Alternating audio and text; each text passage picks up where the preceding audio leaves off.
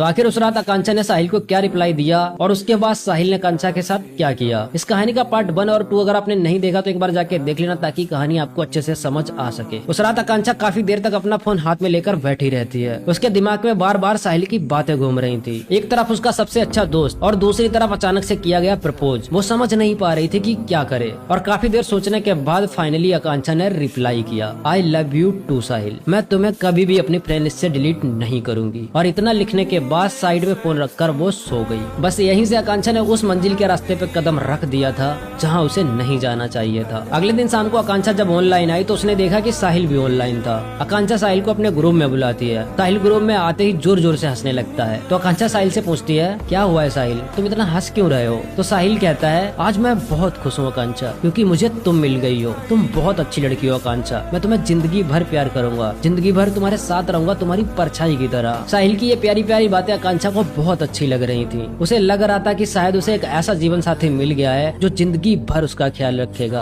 पर शायद उसे नहीं पता था साहिल की उन मीठी मीठी बातों के पीछे एक ऐसा शैतान छिपा बैठा है जो मौका पाते ही उसे नोच खाएगा। उस दिन दोनों ने एक दूसरे के साथ नंबर एक्सचेंज कर लिया और देर रात तक कॉल पर बातें करने लगे। धीरे धीरे कुछ दिनों में उन दोनों ने गेम को खेलना बहुत कम कर दिया था। बस कॉल पर हमेशा बातें करते रहते थे। आकांक्षा साहिल के प्यार में पूरी तरह पागल हो चुकी थी। वो साहिल पर आंख बंद करके भरोसा करती थी। अब साहिल का कुछ दिन बाद बर्थडे आने वाला था तो साहिल आकांक्षा से एक दिन बोलता है, आकांक्षा तुम मेरे बर्थडे वाले दिन मुझसे मिलने आओगी, क्योंकि मैं चाहता हूँ केक काटकर सबसे पहले तुम्हें खिलाऊं। साहिल की ये बात सुनकर आकांक्षा काफी देर तक सोचती रहती है और फिर फाइनली हाँ बोल देती है। और यही उसकी सबसे बड़ी गलती थी। साहिल के बर्थडे वाले दिन आकांक्षा अपने मम्मी पापा से झूठ बोलकर साहिल से मिलने उसके शहर के लिए चल देती है। पूरे रास्ते साहिल उसके फोन पर था, उससे प्यारी प्यारी बातें कर रहा था। आकांक्षा को लग रहा था वो किसी सपने जैसी लव स्टोरी वाली लाइफ जी रही है। लगभग 80 किलोमीटर का सफर करने के बाद आकांक्षा साहिल के शहर पहुंच गई थी और साहिल भी उसे बस स्टॉप पर अपनी बाइक से पिकअप करने आ गया था। आज पहली बार आकांक्षा ने साहिल को सामने से देखा था।